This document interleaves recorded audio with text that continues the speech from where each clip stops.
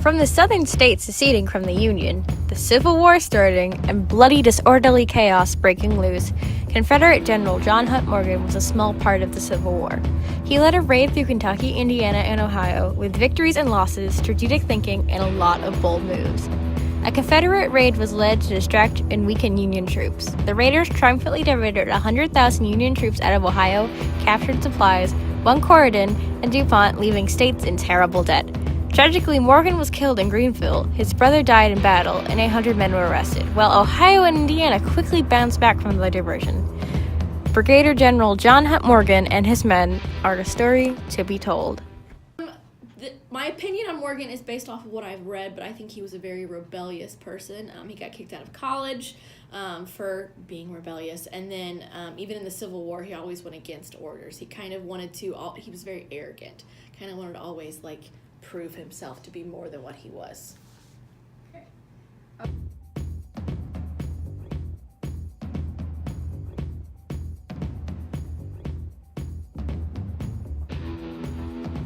In the summer of 1863, a Confederate army under the order of General Braxton Bragg had been weakened by being sent to aid in the Battle of Vicksburg. He had to retreat troops in battle, but to cover it up, he sent General Morgan and his men to ride into Kentucky and raid Louisville and Union troops there. But Morgan had his own plan, to continue the raid in southern Indiana, Ohio. General Bragg quickly opposed the idea and told Morgan to stay in Kentucky. Morgan already set his plan in motion, leading his men 20 hours a day on horseback to reach the Ohio River. Leaving Kentucky, Morgan and his men made their way to Indiana. Morgan stole two steamboats, the Alice Dean and the J.T. McCombs, on the Kentucky banks ferrying 2,400 troops into southern Indiana. Before they docked, a force from Harrison County Home Guard fired upon the Confederates, but after a few Confederate shots back, the troops quickly scattered and retreated.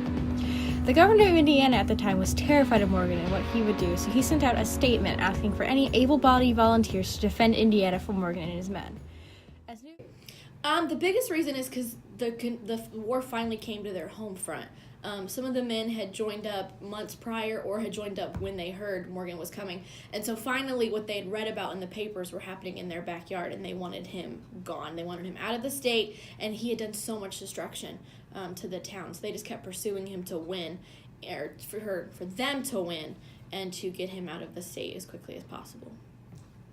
All right. Men. As news of Morgan and his men got to Corydon, local militias and Indiana Legion had quickly set up fortifications to prepare for the enemy to arrive. Around noon on July 9th, the first sign of Morgan's raiders appeared.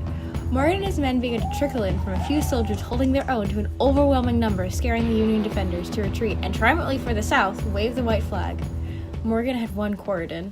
I think they would have benefited. Well, I think Morgan came to Indiana because Indiana is known as the most southern state, because most folks that live in Indiana came from Kentucky, Tennessee, Virginia, so they have that southern route. So he thought he'd come to Indiana and get all of this support. All of these copperheads or southern sympathizers would join up with him and go fight the cause. So he thought he'd get all this support in Indiana, he could take over Indiana. But then that totally backfired, and they got here and they didn't want anything to do with him and fought back. So had it worked, he could have gained more support for the Confederacy in Indiana and gathered supplies, but it didn't work the way he wanted it to. Morgan and his men raided Salem, DuPont, Versailles, and other small towns. There, he burned down buildings, stole weapons and horses from the Confederate Army, leaving Indiana in a grave state. The raiders left behind a trail of destruction before crossing into Ohio on July 13th. The Confederates entered Ohio at Harrison, 20 miles northwest of Cincinnati. 10,000 Ohio militiamen gathered to defend Cincinnati, but Morgan evaded the troops that night. Morgan led his cavalrymen through the outskirts of Cincinnati during the night of July 13th to 14th. They fought a skirmish near Union Army's Camp Dennison. After that, Morgan's raid tragically took a turn for the worse leading up to the Battle of Bluffington Island. Morgan's Confederates encountered a small earthwork defended by Ohio militia guarding Bluffington Island. Severely outnumbered, the militiamen retreated under the cover of the night. However, their presence together a pleasant flood of the Ohio River delayed Morgan enough to allow Union cavalry to catch up to the Confederates. Morgan's men attempted to force the Ohio River at the head of Bluffington Island. The Confederates succeeded in getting a small number of men across the river, but unlucky for them, 2 Union gunboats under Commander Finch and 1,000 soldiers under General Durdes appeared unexpectedly through the thick fog at 5:30 a.m. With a combined number of 3,000 Union troops to Morgan's 1,800 Confederate soldiers, things did not go so well. Morgan and his men were being attacked and outnumbered, causing them to retreat a half a mile up the Ohio River. When Morgan and his men docked, 2 brigades from General Hobson's division attacked Morgan from the west, while Judah's troops fought the Confederates from the south.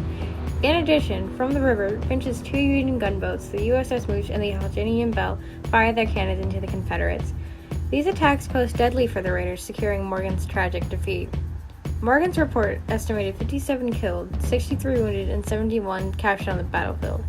Another blow to the Confederate force was the Union Army capturing Morgan's brother-in-law, Colonel Basil Duke, in the 24 hours following the battle. Union soldiers captured an additional 570 men in eastern Meigs County, northeast Gallia County, and along the West Virginia shore of the Ohio River. He traveled up the Ohio River to try and find a place to cross. When he did, many of his men succeeded in crossing before Finch's Union gunboats arrived. Morgan and his remaining 800 soldiers retreated westward and southward through Meigs and Gallia counties, and then moved in northeasterly direction through Vinton, Hocking, Athens, Perry, Morgan, Muskingum, Noble, Guernsey, Harrison, Jefferson, Carroll, and Columbia counties. Along the way, Morgan fought Union soldiers in Ohio militia at Cheshire, Eagleport, Washington, and Wintersville. Though Morgan escaped from these fights, Morgan kept picking up his pace trying to get out of enemy territory, and kept losing his men along who couldn't keep up.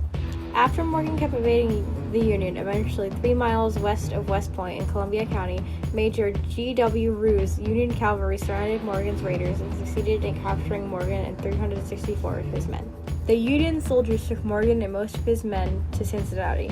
After that, Morgan and his men went around to a lot of prisoner of war camps ranging from Chicago to Indianapolis.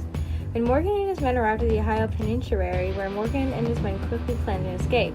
In November, Morgan and his men dug a tunnel through the cell to the prison yard. On November 27th, Morgan put his plan into action triumphantly.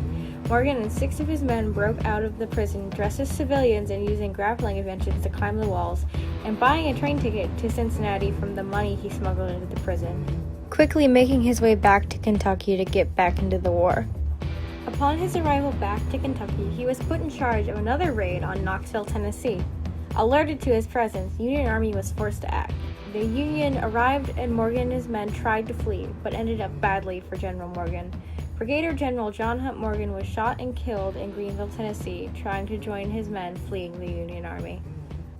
Although General Morgan did not finish the raid in his lifetime, many positive and negative outcomes did occur. Morgan's raid left both Indiana and Ohio in grave debt from the attempts of Morgan's capture, burned buildings, and stolen property. Morgan and his men also successfully diverted 100,000 Union troops and captured supplies for the South, while the Confederates succeeded in also instilling fear in the civilian population. But Morgan did cause some hurt for the South. He failed to capture both states, and even if they diverted 100,000 Union troops, those soldiers quickly recovered and ended up securing a victory for the Union Army.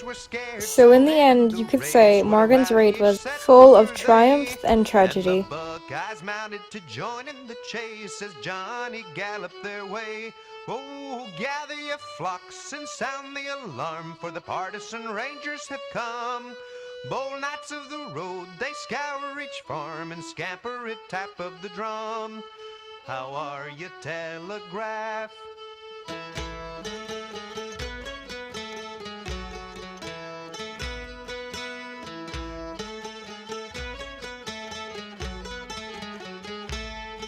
The snow is in the cloud and night is gathering o'er us. The winds are piping loud and fan the blaze before us. Then join the jovial band and tune the vocal organ, and with a will we'll all join in 3 cheers for John Hunt Morgan.